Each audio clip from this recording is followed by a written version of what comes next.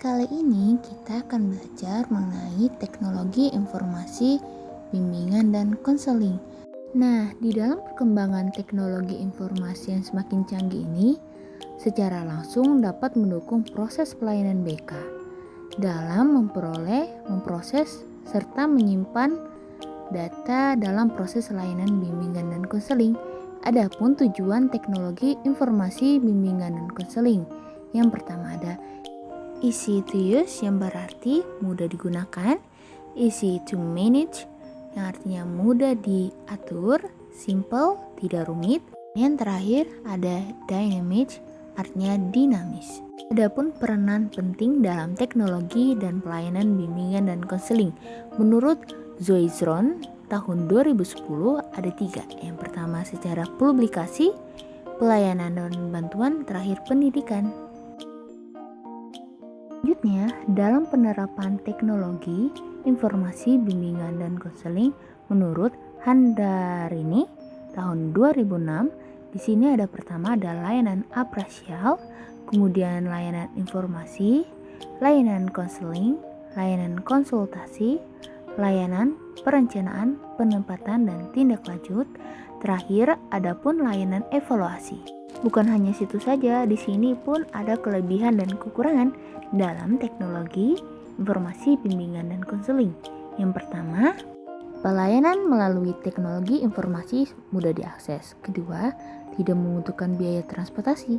Ketiga, pelayanan melalui teknologi informasi dan komunikasi berbasis individu.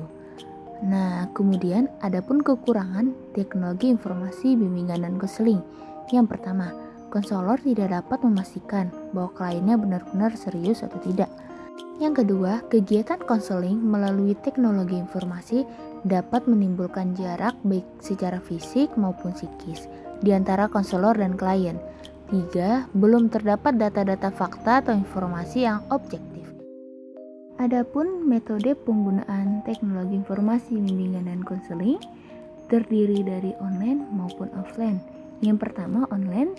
Di sini kita bisa menggunakan weblog, chatting, email, ataupun telepon. Dan kita harus memanfaatkan teknologi kita seperti menggunakan video call dalam aplikasi Zoom Meeting seperti itu. Dan kalau misal kita dalam menggunakan offline, kita bisa menggunakan Microsoft PowerPoint, Microsoft Excel yang berisikan DCM ataupun AUM, alat ungkap masalah maupun video player dan media interaktif lainnya. Di dalam implementasi cyber counseling, ada marketing layanan konseling, penyampaian layanan konseling, penyediaan materi self-help, dan supervisi riset.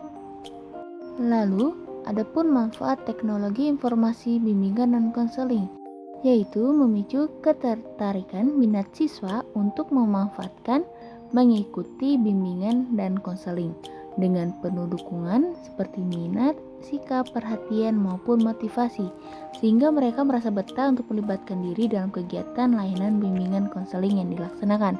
Kemudian, adapun ICT atau Information Communication Technology dapat membantu konselor dalam pelaksanaan pelayanan bimbingan karir bagi klien.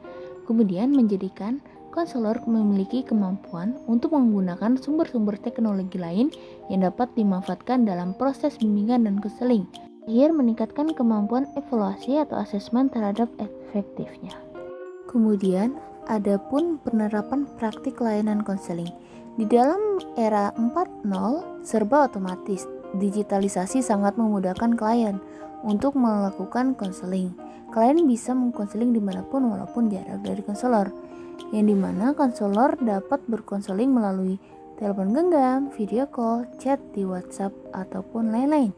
Setelah itu, adapun analisis pembinaan AKURS, itu acuan kompetensi, usaha, rasa, dan sungguh-sungguh. Di sini adapun poin-poin penting dari penjelasan AKURS bisa dilihat ya. Kemudian dengan cara penilaian analisis menggunakan daftar cek masalah yang melalui Google Formulir karena dapat mempermudah klien atau siswa dalam pengisian DCM bisa melalui gadget. Di bagian penilaian menggunakan LISAP itu layanan penilaian segera. Ada Laijapen penilaian jangka pendek dan Laijapan penilaian jangka panjang. Yang terakhir ada Emodo, yaitu layanan yang berada di website atau konseling virtual internet.